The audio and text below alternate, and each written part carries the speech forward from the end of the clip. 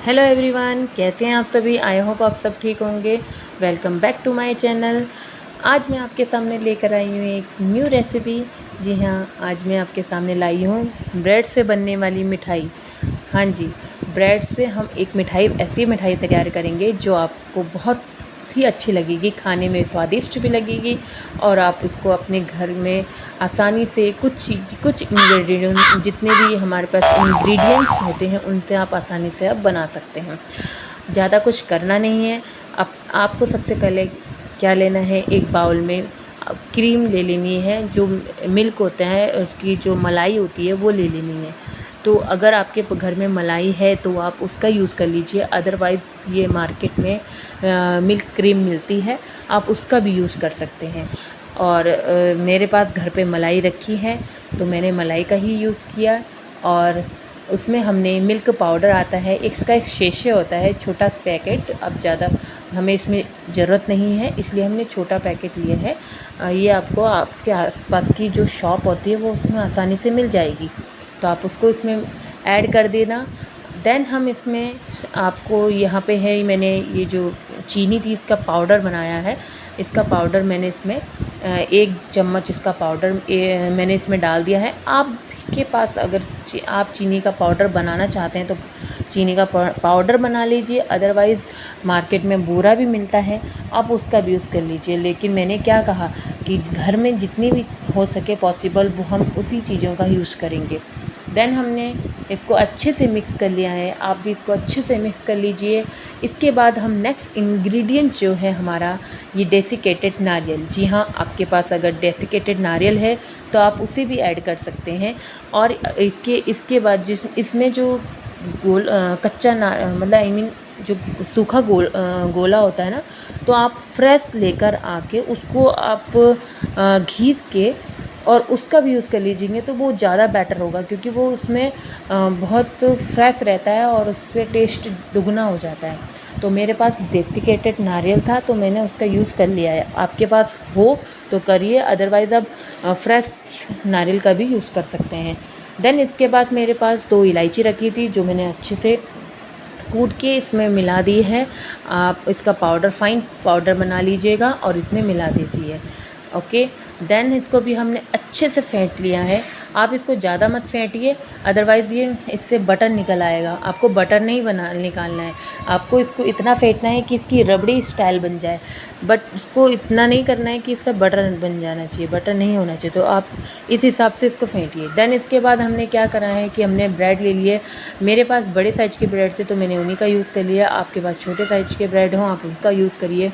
और अपने हिसाब से, जैसे छोटे साइज़ हो तो छोटी साइज़ की कटोरी लीजिए और छोटे साइज़ की कटोरी से छोटे छोटे साइज़ के आप से कट कर सकते हैं। बट मेरे पास बड़ी साइज़ की, थोड़ी बड़ी साइज़ की बाउल थी तो मैंने इसी से ही इसका कट कर लिया है।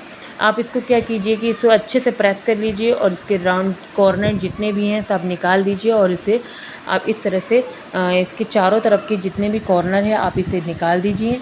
और इस तरह से सारी ब्रेड आप इस तरह से अपनी चारों ब्रेड को राउंड शेप में कर दीजिए। देन इसके बाद हम इनको जितने भी ये राउंड शेप में हैं इनको हम अच्छे से प्रेस कर लीजिए ताकि ये ना मतलब बिल्कुल भी मतलब फटे ना।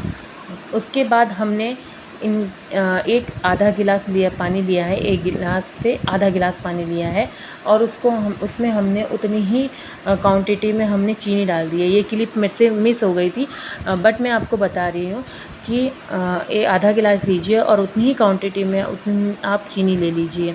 तो इसको हमने गैस का हमने यूज़ नहीं करना, बट हमने यहाँ पे चीनी को गलाने के लिए सिर्फ 1-2 सेकंड हमने यहाँ गैस जलाई है जिससे ये चीनी गल जाए और उसमें हमने इस तरह से फूड कलर मिला दिया है।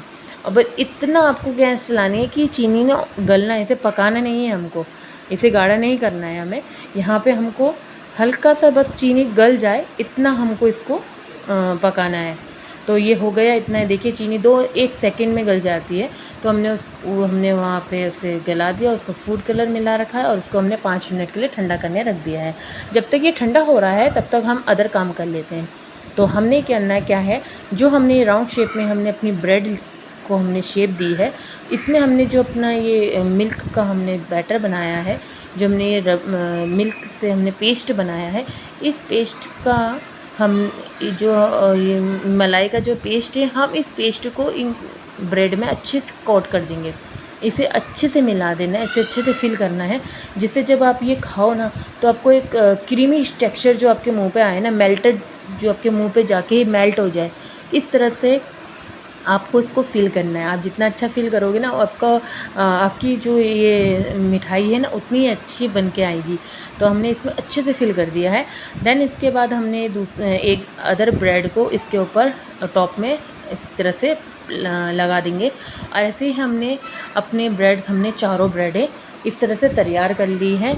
और जब हम इसे तैयार करेंगे, चारों ब्रेडों को हमने इस तरह से, देखिए हमने चारों ब्रेडों को इस तरह से तैयार कर दिया है। अब हमने करना क्या है, इसको थोड़ा सा हम लोग अच्छे से प्रेस कर लेंगे। एक्चुअली हम प्रेस इसलिए करने के लिए बोल रहे हैं क्योंकि हम जब इसमें कोई अदर इंग्रेडिएंट्स हम जब मिलाएंगे तो वो बाहर ना आ जाए, तो अच्छे से इनको थोड़ा सा प्रेस कर लीजिए।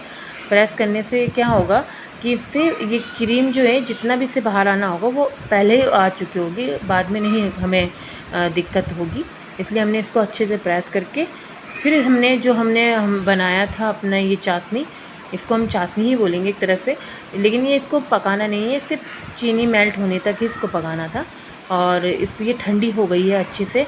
देन हमने क्या करना है, और साइड में हमारे पास है डेसिकेटेड कोकोनट, जो हमने इस पेस्ट में भी डाला था, ये हमने अलग से बचा के रखा है क्योंकि हमें इसका ही काम है लास्ट में। देन हमने क्या करा है, ये जो हमारे यहाँ पे चाशनी ठंडी हो गई है, इसको हमने इसमें डीप करना है। बट हमें इस तरह से डीप नहीं करना है, देखिए हमें इस तरह से पूरा डीप नहीं करना है। अगर हम ऐसा करेंगे ना तो ये उसमें डूब जाएगी और फिर आप उठा नहीं पाएंगे, तो आपकी ये टूट जाएगी। तो हम इसके लिए हमें चम्मच का यूज़ करिए। आप स्पून ले लीजिए, स्पून से चारों तरफ इस तरह से आप इस चाशनी को भर दीजिए, जिससे क्या है ना, आपके ये ज़्यादा डीप नहीं हो पाएगी और ये टूटेगी भी नहीं। इस तरह से जैसे वीडियो में देख सकते हैं कि मैं इस तरह से इसको फिल कर रही हूँ, आप भी इस तरह से करिए। अगर आप इसको डीप कर देंगे या आप उठा नहीं सकते और फिर आप ये वहीं पे टूट जाएगी, तो आप ऐसा मत करना। तो आप जैसे ये चम्मच से डालना, इसी तरह से आप इसे डालिए और ये जो डेसिकेटेड नारियल है ना, इसमें कोट कर दीजिए। डायरेक्ट उसे आप चाशनी फिल करके उसे डेसिकेटेड नारियल में इस तरह से कोट कर लीजिए। मैंने भी लास्ट में जो ये मेरा बचा था, मैंने अच्छे से इसमें लगा दिया है और इस तरह से मैंने ये पूरा अच्छे से फिल कर दिया, इसमें पूरा अच्छे से कोट कर दिया। और ये चारों मिठाई मेरी इस तरह से रेडी हो गई है। डेसिकेटेड नारियल में अच्छे से मैंने इनको कोट कर दिया है।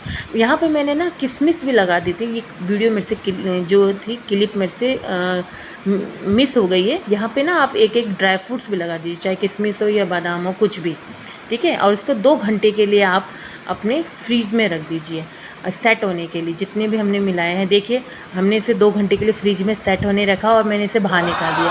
आप अब ये इसको देखिए, आप कितनी सुंदर दिख रही है, देखनी है ना, खाने में लाजवाब। तो इस तरह से ये क्या है, इसके सारे इंग्रेडिएंट सेट हो गए हैं, अच्छे से सेट हो गए। अब मैं आपको काट के भी बताऊंगी। ये अच्छे से बिल्कुल मेल्टेड हो गई है, माउथ मेल्टेड जो होते हैं ना। अब इसको देखिए, मैं काट के बताती हूँ। इस तरह से देखिए, आसानी से एक ही हाथ से मैं इसे काट रही हूँ, आसानी से कट हो रही है और ये मुझे कोई परेशानी नहीं हो रही इसे काटने में। और देखिए कितनी अच्छे से इसका टेक्सचर निकल के आया है।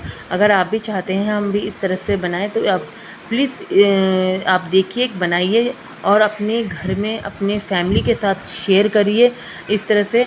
अगर आपको ये वीडियो अच्छी लगी है तो प्लीज़ लाइक, शेयर, सब्सक्राइब ज़रूर करें। और अगर आप ये वीडियो फेसबुक में देख रहे हैं तो प्लीज़ फॉलो करें, और अगर यूट्यूब में देख रहे हैं तो प्लीज़ सब्सक्राइब करिए। आप सब्सक्राइब नहीं करते हैं, आप सब्सक्राइब करेंगे तो मुझे मोटिवेशन मिलेगा और मैं और भी आगे अच्छा वर्क करूँगी। Thank you so much.